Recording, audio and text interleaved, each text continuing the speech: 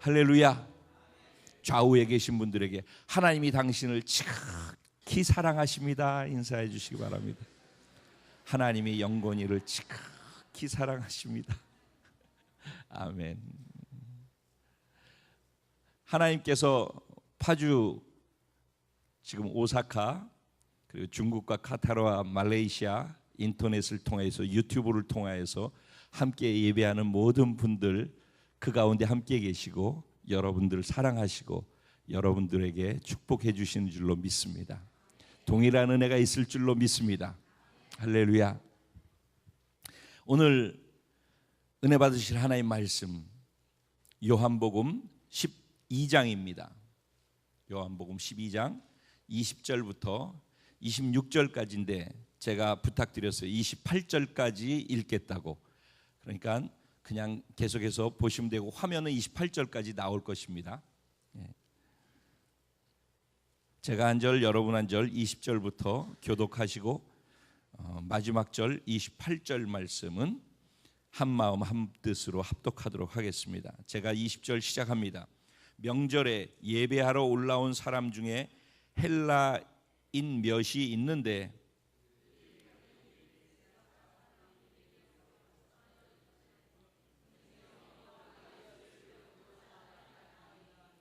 빌립이 안드레에게 가서 말하고 안드레와 빌립이 예수께 가서 여쭈니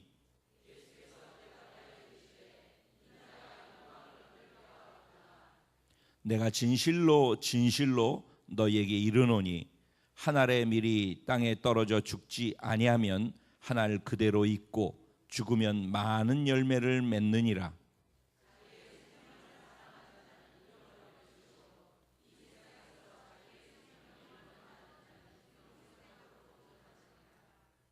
사람이 나를 섬기려면 나를 따르라. 나 있는 곳에 나를 섬기는 자도 거기 있으리니 사람이 나를 섬기면 내 아버지께서 그를 귀히 여기시리라.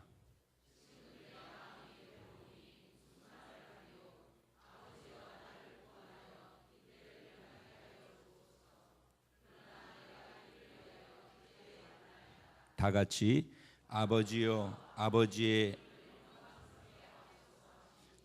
이에 하늘에서 소리가 나서 내가 이미 영광스럽게 하였고 또 다시 영광스럽게 하리라 하시니 아멘. 오늘 이 말씀 가지고 많은 열매를 맺는 자 바로 당신입니다. 이런 제목으로 주시는 은혜를 함께 나누기 원합니다. 어제가 무슨 날이었죠? 우리 어린이 여러분, 네, 크게 현충일, 현충일 맞죠? 어제 현충일이 뭐 하는 날이죠? 어제 현충일인 거는 아는데 현충일이 뭐 하는 날이에요? 네? 누가 얘기해 줄까? 성호, 현충일이 무슨 날이지?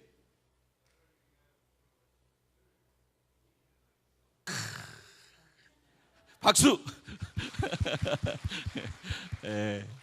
그래. 나라를 위하여 목숨을 바친 순국 선열들, 장렬하게 자기 몸을 들여서 조국을 지킨 사람들, 그런 사람들을 기리면서 기억하고 감사하고 잊지 않겠습니다. 그래서 내가 더 바르게 열심히 여러분이 하신 것처럼 그렇게 살겠습니다라는 감사와 다짐도 하는 시간이기도 하죠. 제가 원래 그 현충일 이런 거에 대해서 말씀을 안 전하는데 지난주 한 주간 동안에 오늘 무슨 말씀을 전하면 좋을까 기도하는데 현충일하고 연결해서 주시는 말씀 같이 나눴으면 좋겠다라는 마음을 받았어요. 그래서 오늘 본문 말씀을 선택을 했습니다. 현충일의 의미가 나라를 위해서 자기 목숨을 바친 분들을 기리는 거라고 말씀해 주셨어요. 그죠? 그런 사람들을 우리는 뭐라고 하죠? 호국 영웅들이라고. 어제 대통령께서는 호국 영웅이라는 표현을 쓰시더라고요. 여러분, 저 어렸을 때도 그렇고 우리 초등학생들도 그렇고 부모님들이 위인전 사주죠. 위인전 읽어보셨어요? 위인전? 예, 누구 생각나는 사람 누구예요? 이순신 장군? 명량? 예. 이순신 장군 위인전에 나오죠. 네. 다른 말로 영웅이라고 하죠. 영웅. 어떤 사람들을 영웅이라고 하나요? 일반 사람들이 잘 하지 못하는 것을, 생각하지 못했던, 불가능하다고 생각하는 것을 그 사람 그것을 해서 자기 자신을 위해서가 아니라 그렇게 불가능하다고 생각하는 그것을 남을 위해서, 더 나아가서 조국을 위해서 그런 삶을 헌신해서 드렸을 때, 그리고 더 나아가서 세계를 위해서 그런 삶을 살았을 때 사람들은 그 사람의 헌신과 희생을 보면서 그 사람이 위인이다, 그 사람이 영웅이다 라고 이야기를 합니다. 그래서 우리는 영웅 이순신이라는 표현을 쓰기도 하죠. 어제 호국 영웅이라고 얘기하고 호칭을 할 때 제 마음에서 굉장히 공감을 할 수 있었습니다. 미국에 가면은 뭐 어느 나라라 다 그래요. 전쟁이 있었던 나라에는 다 그 나라에 가면 국립묘지 같은 게 있습니다. 미국에도 워싱턴 DC 수도에 가면은 엘링턴 국립묘지라고 있습니다. 그 국립묘지에 가면은 수많은 전사자들이 쭉 있죠. 그래서 십자가가 쫙 하얀 나무로 해가지고 줄을 대각선, 그러니까 일자로 다 줄을 세워놔서 옆으로 봐도 쫙 돼 있고 앞으로 봐도 쫙 돼 있고 아주 멋지게 돼 있어요. 근데 야, 멋있다라는 생각보다는 그 십자가 하나하나가 다 나라를 위해서 자기 목숨을 바친 사람들의 그 죽음의 표시이고 그곳에 묻혀 있다라는 의미이기 때문에 굉장히 숙연해지죠. 거기에 상징적으로 있는 그 동상 같은 것들이 있는데 그 위에 뭐라고 써 있나 하면은 Freedom is not free 라는 말이 있습니다. 무슨 뜻이지? Freedom is not free. 자유는 지금 우리가 누리고 있는 이런 자유, 오늘 함께 이렇게 예배하고 편안하게 이렇게 있을 수 있는 이런 자유는 공짜가 아니다, 거저 주어진 것이 아니다라는 거예요. 그러니까 국립묘지에서 수많은 나라를 위해서 죽으신 분들 앞에 그 글귀가 딱 있을 때 이 사람들의 죽음 위에 오늘의 내가 있다라는 의미이죠. 그러니까 지금 내가 편안하게 살고 때로는 기분 나쁘고 속상해서 불평하고 원망하고 투덜거릴 수 있는 자유조차도 그들의 피, 땀, 죽음, 헌신, 희생, 조국을 위한 사랑에 자기를 쏟아들인 그런 모든 것들로 말미암아서 오늘 지금 내가 여기 이렇게 있을 수 있다라는 거죠. 오늘 우리가 이렇게 다니고 있는 그 배후에는 부모님들의 헌신과 눈물과 땀, 희생이, 사랑이 있었기 때문에 오늘 우리가 또 있는 것이죠. 작게는 그런 것인 것처럼 6.25 사변 때, 아니 그 이전으로 돌아가면은 일제 때 15만 명이 죽임을 당했다고 합니다. 나라를 위해서. 특별히 독립운동을 하는데 16,000명의 독립운동가가 목숨을 잃었다고 합니다. 6.25 사변 때는 17만 8,569명이 나라를 위해서 목숨을 바쳤습니다. 젊은이들이. 미국의 엘링턴 국립묘지에도 대한민국이라는 알지도 못하는 나라에 와서 이 나라를 위해 싸우다가 죽은 사람들이 5만 7천 명이나 있습니다. 그들이 목숨 바친 헌신과 희생이 없었다면 오늘 지금 이 자리에 우리 있을 수 없다라는 얘기이기도 한 것입니다. 그래서 현충일 날이 의미 있고 소중한 것입니다. 우리가 잊고 살아가지만은 그런 시간을 통하여서 이런 분들이 있었기 때문에 오늘 우리가 있구나. 자기 목숨을 귀하지 않게 여기는 사람이 어디 있습니까? 자기 생명을 귀하게 여기는 것은 생존 본능인 것입니다. 누구나 내 살궁리하고 내 목숨 귀하게 여기는 것입니다. 그런데 예외적으로 자기 목숨을 귀하게 여기지 않는 분들이 있습니다. 119 구조대원들, 소방관들이 그렇습니다. UDT 대원 바닷속으로 세월호가 가라앉을 때 같이 뛰어들어서 그들을 건지기 위해 물속으로 들어가서 자기 목숨을 내놓는 사람들이 있습니다. 전시에 군인들 또한 그렇습니다. 경찰도 그렇습니다. 대통령을 경호하는 경호원들은 훈련을 할 때 대통령에게 총알이 날아오거나 폭탄이 터지면은 그들은 대통령에게 날아오는 총알을 향해서 날아가는 훈련을 합니다. 매일 반복해서 그런 훈련을 합니다. 그래서 1980년 레이건 대통령을 저격했을 때 티모시라고 하는 사람이 총알이 날아오는데 거기로 뛰어들어가지고 자기 배에 총알이 맞췄어요. 그래서 대통령이 죽을 뻔하다 살아나는 일이 있었습니다. 왜 그 사람은 자기 목숨이 아깝지 않을까요? 그 사람도 똑같이 우리와 똑같은 사람인데, 사람은 누구나 자기 목숨을 지키고 보호하려는 본능이 있는데 왜 그럴까요?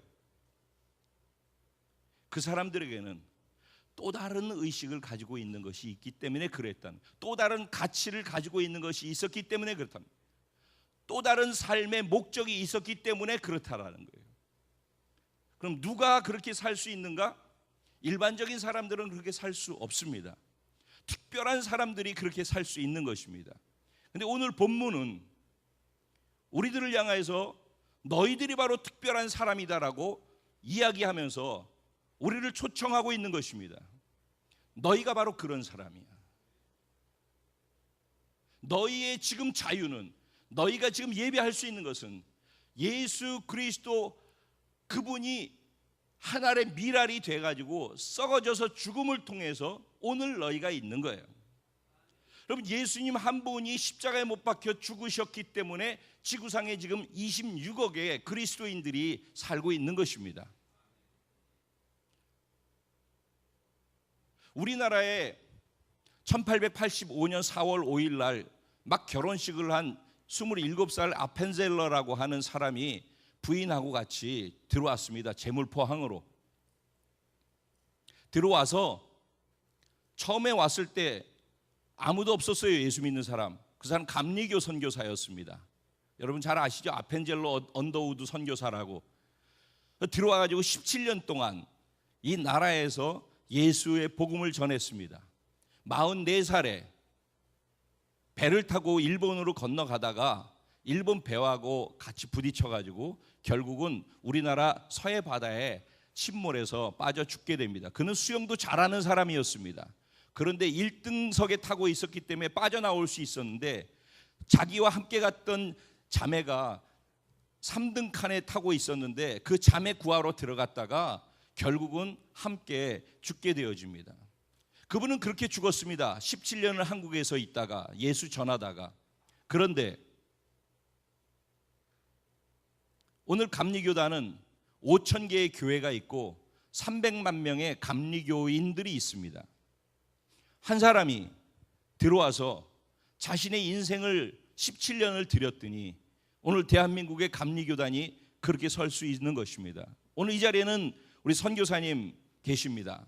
지금 우린 사방에서 다 인터넷 통해 보는 사람들이 많기 때문에 어디서 오셨다는 말씀까지 드리기는 그렇지만은 보호해드리기 위해서 우리 선교사님 내외분도 마찬가지시죠.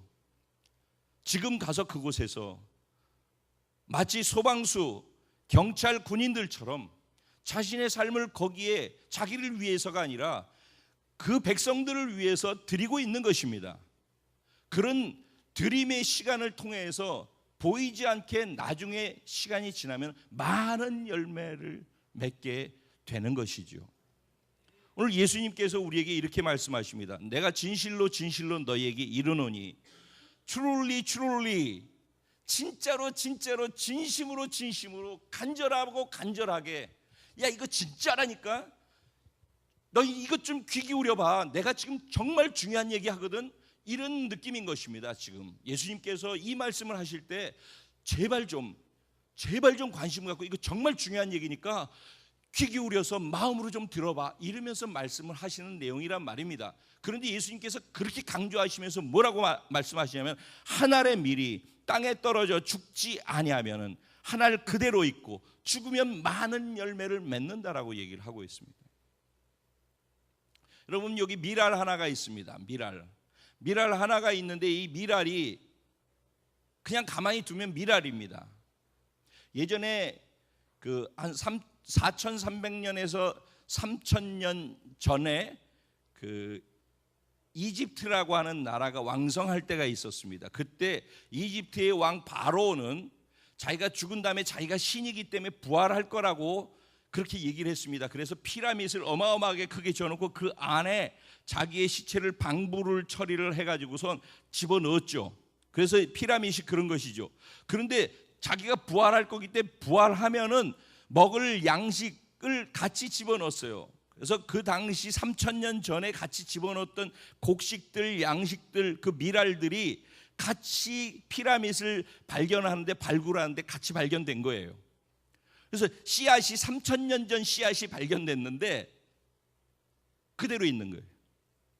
그대로 있겠지요. 밀알은 그냥 가만히 두면 그대로 있는 거라니까. 3,000년이 지나도 그대로 있는 거예요. 그런데 그 밀알을 땅에다가 심고 적정량의 온도와 적정량의 필요한 물과 그 해를 비추어 주었더니만은 그 땅에서 썩어지면서 거기서 싹이 나가지고 자라더라는 거예요. 할렐루야. 이게 생명의 신비이죠. 대단한 거 아닙니까? 3,000년 전 건데.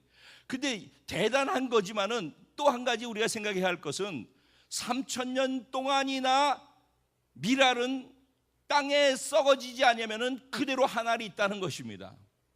얼마 전에 농촌진흥청에서 한 씨를 심었을 때 곡식 심어가지고 나오는 열매 개수를 쉬었대요.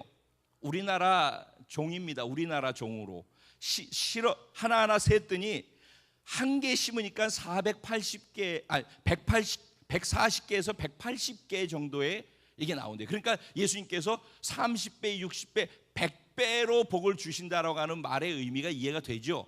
그게 적어도 140에서 180 우리나라에서는, 그러니까 우리나라는 100배보다도 더 크게 자라는 그런 좋은 토양이야. 할렐루야. 우리는 180배까지 받을 줄로 믿습니다. 예, 근데 그게 이제 어떻게 그렇게 많은 열매를 맺을 수 있는가가 중요하죠.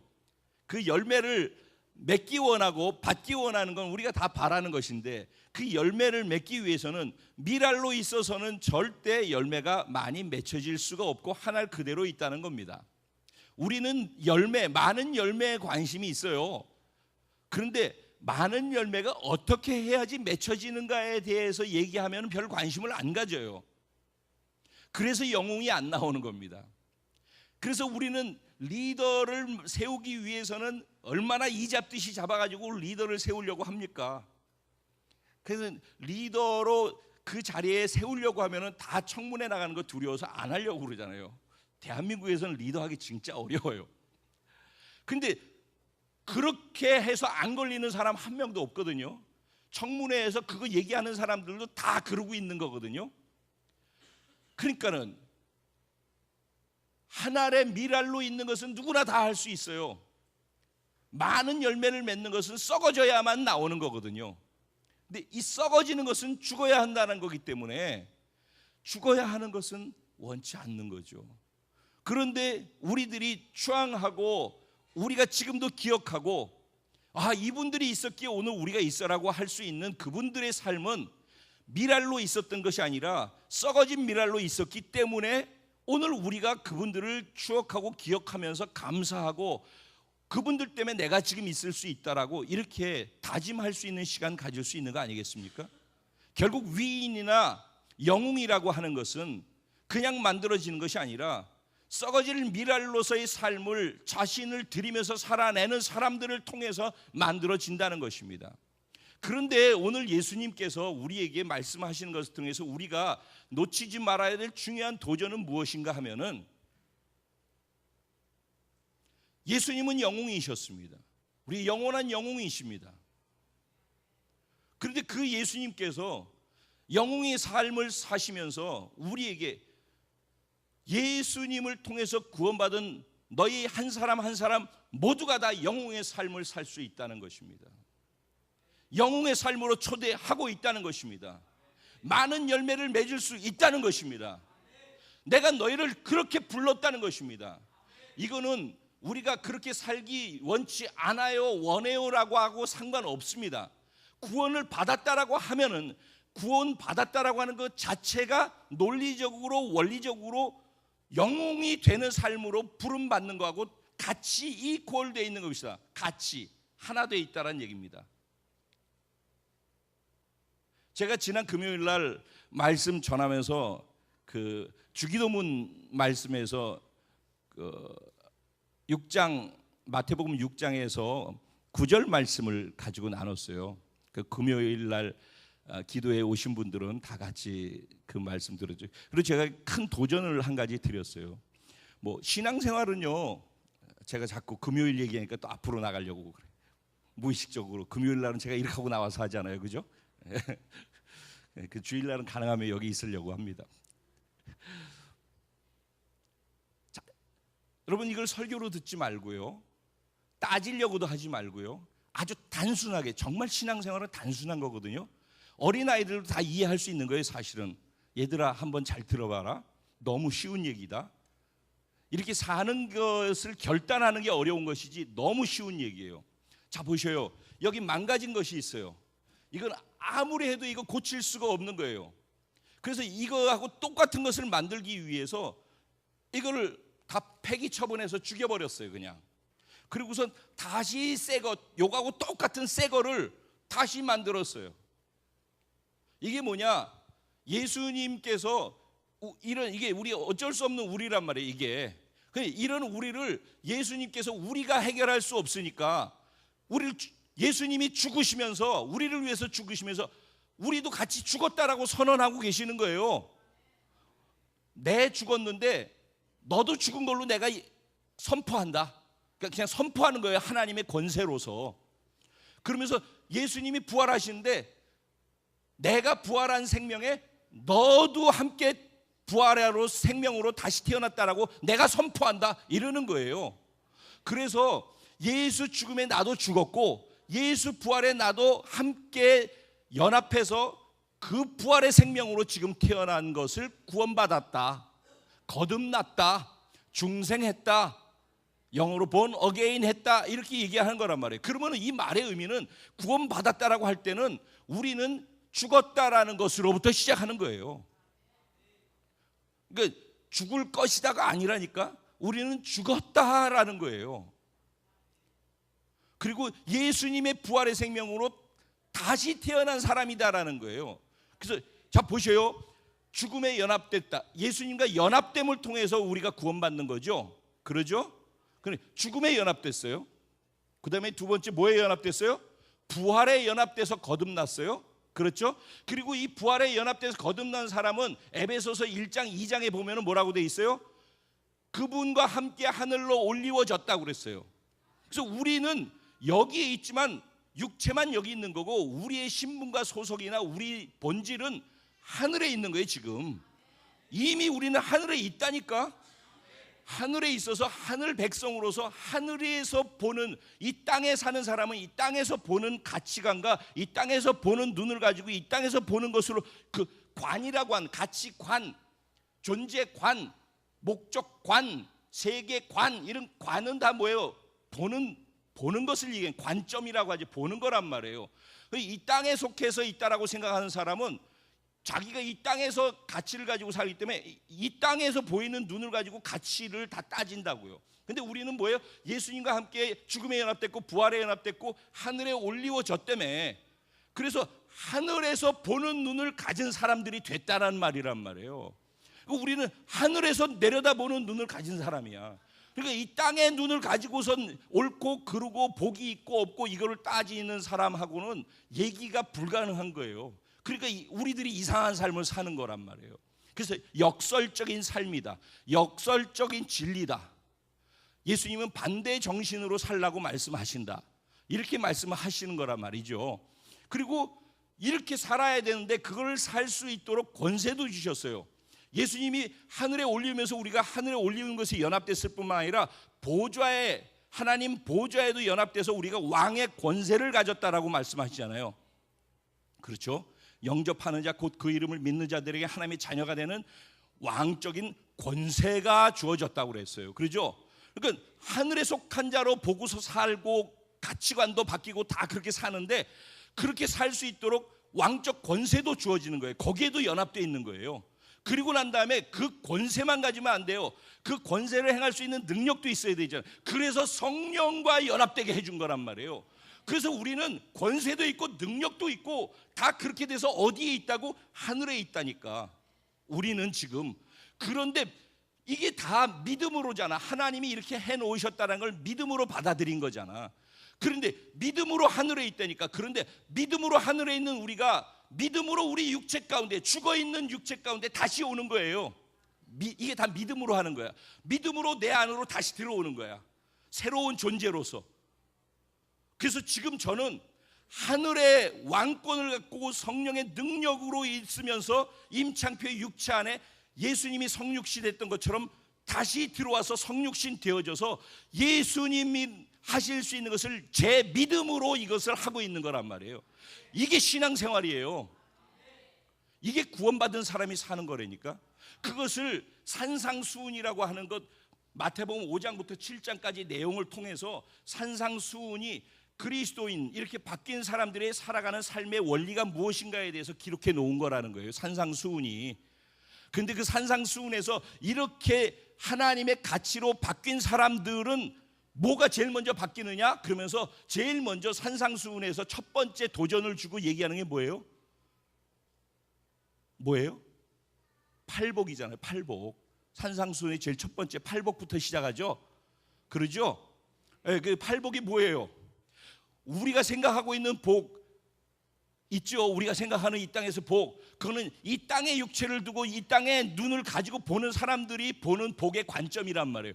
근데 하늘에 있는 사람들의 복은 어떤 것이다라고 얘기를 하고 있는 거예요. 팔복의 얘기는 심령이 가난한 자는 복이 있나니 천국이 저희 것이고, 애통하는 자는 복이 있나니 저희가 위로를 받을 것이고, 긍휼히 여기는 자는 복이 있나니 자기도 긍휼히 여김을 받을 것이고, 마음이 청결한 자는 복이 있나니 하나님을 볼 수 있게 될 것이고, 의에 줄이고 목마른 자, 의를 위해서 핍박받는 자는 복이 있나니 천국이 저희 것이 될 것이다. 그럼 이거는 우리가 생각하고 있는 복의 개념하고 완전히 다르잖아요. 그걸 이해할 수가 없다니까. 왜? 이 땅의 관점을 가지고서 죽었다라고 하는데도 이 땅의 관점을 가지고 예수를 믿고 교회를 나오는데 교회 사람이지 교인이지 하나님의 자녀가 아닌 거예요. 그러면은 내 믿음으로 말이에요. 믿음으로 하나님의 자녀가 되어 있지 않은 거란 말이에요. 그러니까 이 땅의 관점으로, 이 땅에 보고 있는 것, 이 땅의 중요한 것, 이 땅의 소중한 것, 이 땅의 꿈, 이 땅의 기적, 이 땅의 복을 복이라고 생각하고 추구한다니까요. 근데 우리는 하늘에 있다니까. 하늘에서 보는 눈을 가지고 보면은 가치가 달라지는 거예요. 하나님이 가치 있게 여기는 것이 가치 있게 보여지기 시작하는 거예요. 그래서 팔복인 거예요. 저 말씀드린 산상수훈이라고 하는 것은 하나님의 나라에 속한 자들이 이런 원리를 가지고 사는 거야 라고 샘플로 제시한 것이 팔복이라니까. 근데 그 팔복의 첫 번째 시작이 복의 개념부터 바꿔 하고 도전하면서 시작하는 거란 말이에요. 이해가 되십니까? 제가 이런 얘기를 하면은 굉장히 어렵게 듣잖아요. 성도님들이, 와, 목사님 맨날 저런 얘기만 하셔. 저런 얘기만 하는 게 아니라 성경이 다 이 얘기예요. 이 주제가 다 그런 거라니까.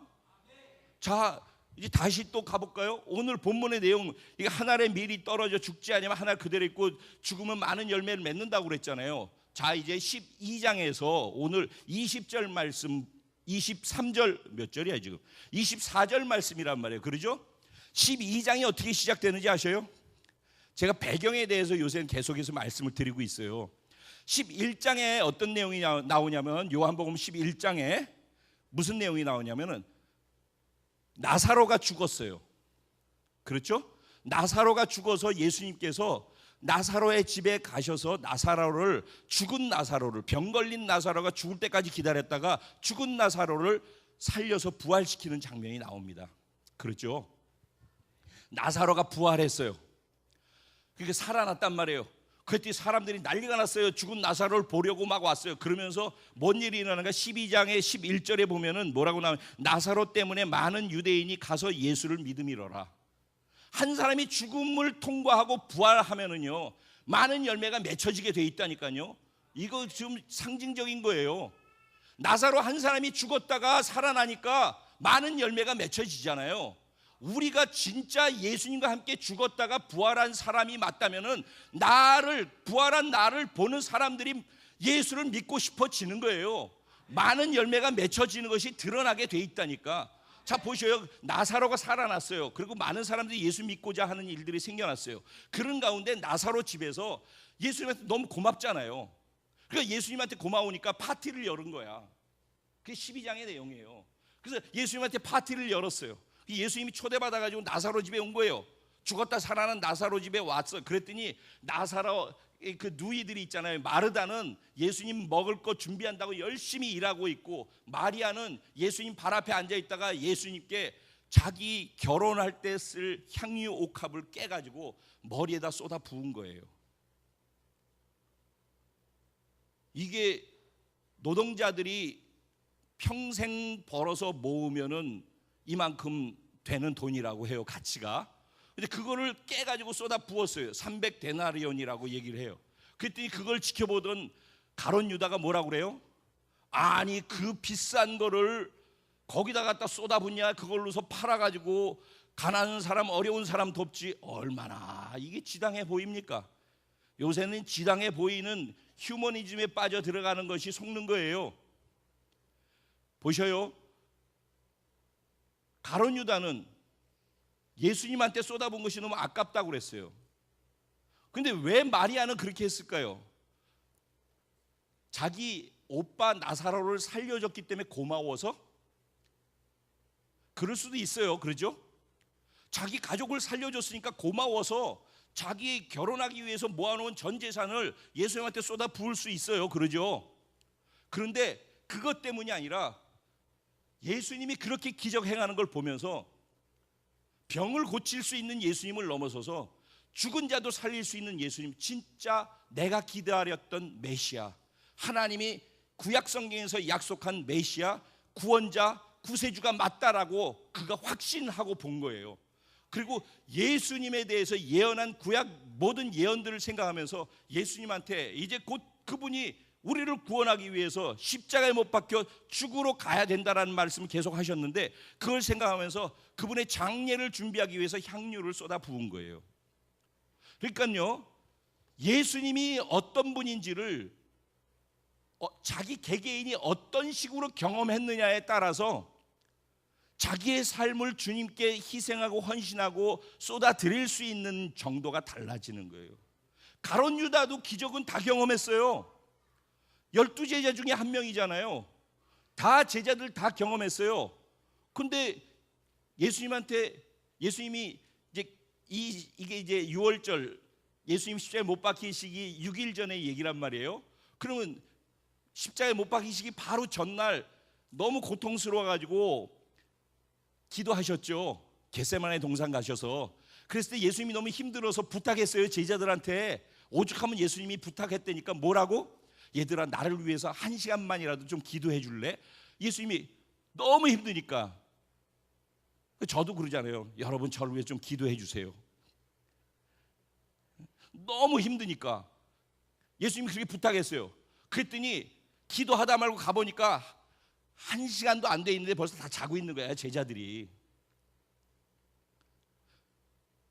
예수님은 자신의 인생을 다 쏟아서 그들을 구원하려고 그 썩어질 미랄이 되려고 가고 있는데, 제자들은 그 엄청난 기적과 은혜들을 다 경험하고서도 예수님을 위해서 한 시간을 깨어서 기도하는 것도 못 드리는 거예요. 그들이 예수님을 이해하고 예수님을 경험한 것이 거기까지이기 때문에 그래요. 가룟 유다, 마리아는 예수님을 구세주로, 메시아로 경험한 거예요. 그래서 자기가 가지고 있는 전 재산을 다 예수님한테 쏟아부어도 아깝지가 않았던 거예요. 그래서 가룟 유다는 아까운 거예요. 결국 그런 것을 아까워하고 돈 계산하는 그런 사람들이 결국 가룟 유다가 어떻게 했어요? 은 20전에, 은 30전에 예수님을 팔아버렸어요. 어떤 사람은 예수님을 어떻게 경험하느냐에 따라서 자기의 전 정성과 자기의 전 삶을 쏟아서 드릴 수도 있는 거고, 어떤 사람은 돈 얼마가 아까워가지고서 그것 때문에 계산하면서 예수님을 그 돈을 벌기 위해서 팔아버리는 사람도 있다는 거예요. 그런데 이들이 뭘 놓치고 있냐면은, 예수님이 자기를 구원하는 것이, 단지 예수님이 자기에게 유익된 것이 기적을 행하고 병을 고쳐주고 죽은 자를 살려주고 그리고 필요한 것을 채워주는 그것이 예수님이 하는 거라고 생각하기 때문에 문제인 것이에요. 예수님은 이 땅에 있는 그런 필요를 채워주실 수 있지만 그것 때문에 오신 게 아니라 우리의 존재를 죽이고 존재를 하나님의 자녀로 바꾸시기 위해서 오셨단 말이에요. 이렇게 나사로 이 사건을 통해서 향유를 붓는 장면이 나와요. 그리고 난 다음에 이어서 나오는 게 뭐예요? 예수님께서 주일날이 되셔서 이제 지난번에 나누었던 나귀 새끼를 가지고 오라고 해서 나귀 새끼를 타고 예루살렘 입성하는 내용이 나와요. 12장의 이 뒷부분에. 그러죠? 그 나귀 새끼에 대해서 제가 말씀드렸어요. 그러죠? 나귀 새끼의 주인이 예수님이 쓰신다고 그러니까 선뜻 나귀 새끼를 그냥 드렸죠.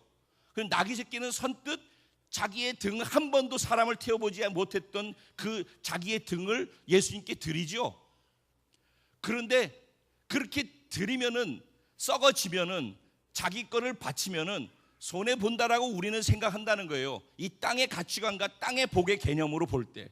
근데 하늘에 속한 자로서 하늘에서 내려다보는 복의 개념으로 보는 사람은 자기 등을 이렇게 하는 것이 자기에게 복이라는 걸 아는 거예요. 그래서 26절에 보면은 너희가 나를 섬기려거든 나를 따라라. 나를 섬기는 자는 내가 있는 그곳에 그도 함께 있을 것이고 하나님께서 그를 귀히 여기시리라. 나귀 새끼는 자기 등을 빌려주고 힘들게 예수님을 태우고 갔지만은 사람들은 예수님을 향해서 환호하는 그 환호가 다 나귀 새끼도 같이 받는 환호였어요. 예수님께 가는 영광은 다 나귀 새끼도 같이 받는 영광이었다고요. 오늘 본문에도 보면은, 다시 본문으로 돌아와서 우리가 읽은 20절 말씀 보면요, 명절에 예배하러 올라온 사람 중에 헬라인 몇이 있는데 갈릴리 벳세다에 빌립이라고 하는 예수님의 제자가 있었잖아요. 이 헬라 사람들은 뭐냐면은, 원래 헬라는 플라톤, 소크라테스, 아리스토텔레스, 유명한 철인들, 철학가들이 다 거기 있어요.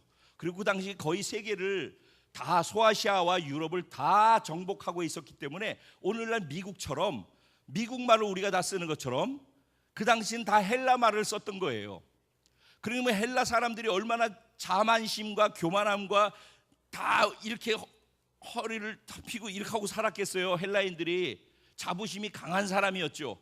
그런 자부심이 강한 헬라 사람들이 뭔 이유 때문에 유대교로 개종을 한 거예요. 하나님을 믿기 시작했단 말이에요. 자기들이 알고 있는 지식과 지혜보다, 세상을 정복하는 그 능력보다 더 귀한 것이 유대교 안에 있는 하나님을 통하여서 발견한 거예요, 그들이. 그래서 유대교인으로 개종을 했기 때문에 유월절 명절이 되어서 다 각지에서 예배하기 위해서 예루살렘으로 오는데 이 헬라인 몇 명도 따라온 거예요. 예배를 드리려고. 그런데 예루살렘에 왔다가 뭔 얘기를 듣게 되냐면은 보고 듣는 게 이 나사로 얘기를 듣는 거예요. 사람들이 야 여기 쟤 죽었다 살아났대. 예수님이 이런 기적을 행했대. 예수님 어마어마한 분이야. 막 이런 얘기를 하니까 이분은 뭔가 또 다른 분인 것 같아. 그분을 만나보고 싶었던 거예요. 그래서 이들이 헬라말을 할 줄 아는 빌립에게 찾아간 거예요. 예수님을 내가 좀 만날 수 있도록 도와주십시오. 그랬더니 빌립은 계산이 빠른 사람이잖아요. 이거 예수님한테 곧바로 데리고 가는 게 맞는 거야? 아닌 거야? 계산하다가 안드레에게 가가지고 안드레에게 물어본 거예요. 이 오병이어 기적에서 빌립의 특징과 안드레의 특징 나오죠. 안드레는 믿음으로 그냥 오병이어를 예수님께 갖다 드리잖아요. 그죠? 근데 빌립은 계산하잖아요. 얼마가 있어야지 몇 명이 먹는가를 계산하는 사람이란 말이에요. 그 특징 속에서 이 말도 이해하면 돼요. 빌립은 그러니까 이 상황을 보니까 계산이 나오는 거예요. 이거 어떻게 해야 되지? 그런데 안드레에게 갔더니 안드레가 예수님께로 그들을 데리고 가려고 그러는데 예수님께서 그런 상황 속에서 말씀하신 말인 거예요. 그럴 때 뭐라고 말씀하셔요? 23절에 예수께서 대답하여 이르시되 인자가 영광을 얻을 때가 왔도다. 왜 이 말이 나왔을까요? 예수님은 헬라인, 즉 이제 예수님이 십자가에 못 박혀 죽으시고 부활하시면서 구원의 역사가 유대인들을 넘어서서 이방인들에게로 흘러갈 것을 늘 생각하고 그걸 비전으로 보고 있었는데 헬라인들, 이방인들이 예수님을 찾아오는 걸 보면서 이제 진짜 때가 됐구나.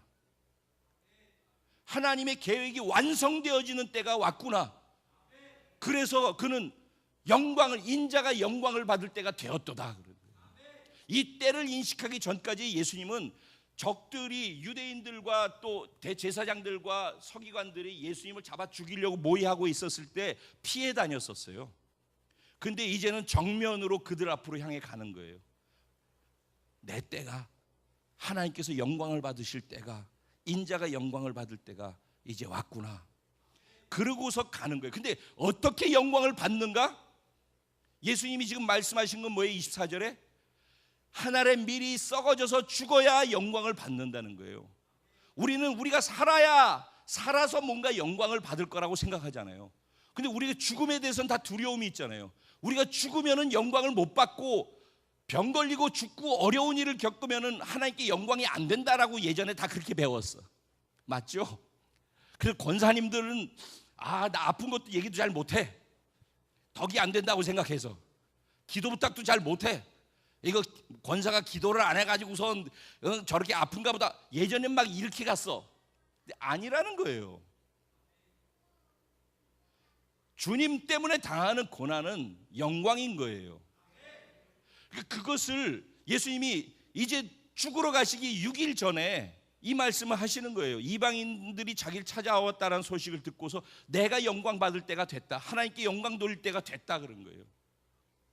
그런데 이제 예수님께서 27절을 오늘 본문에서 읽은 이유는 근데 예수님이 다 이렇게 말씀하시고 난 다음에 뭐라고 그래요? 지금 내 마음이 괴로우니 무슨 말을 하리요? 아버지여 나를 구원하여 이 때를 면하게 하여 주옵소서. 예수님도 죽어로 들어가는 것이 고통스러웠다는 거예요. 이 죽는 게 쉬운 거 아니라니까. 자신을 죽음으로 넘기고 희생하고 헌신하고 이러는 거 쉬운 일은 아니에요.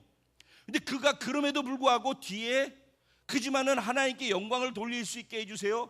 하나님의 때가 된 것을 저는 압니다. 이렇게 하면서 기도했던 이유가 뭐예요?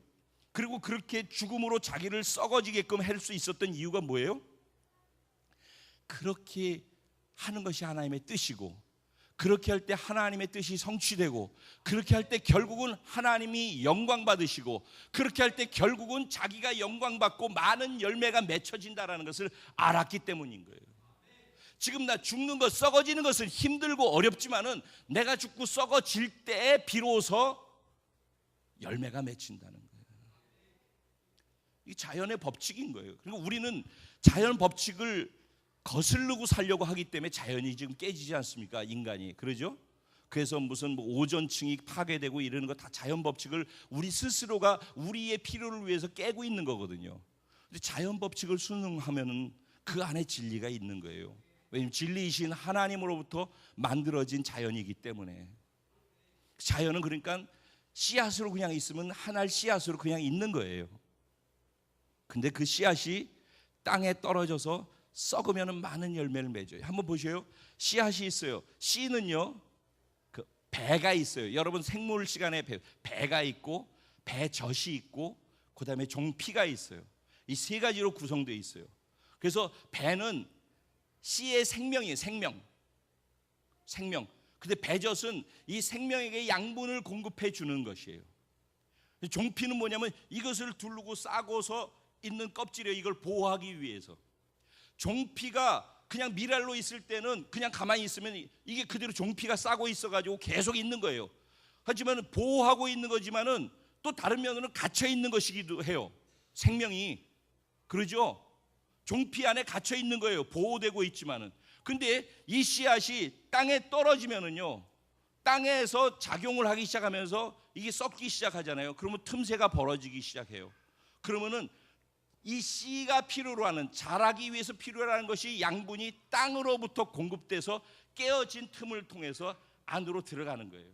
그러면서 생명이 거기서 발화하기 시작해서 싹이 나기 시작하는 거예요. 그래서 이 땅은 모든 것이, 우리는 흙으로 왔으니 흙으로 돌아가는 것처럼 우리도 흙으로 가잖아요. 그럼 우리가 썩어지면 어떻게 돼요? 썩어지면 옥토가 되는 거예요.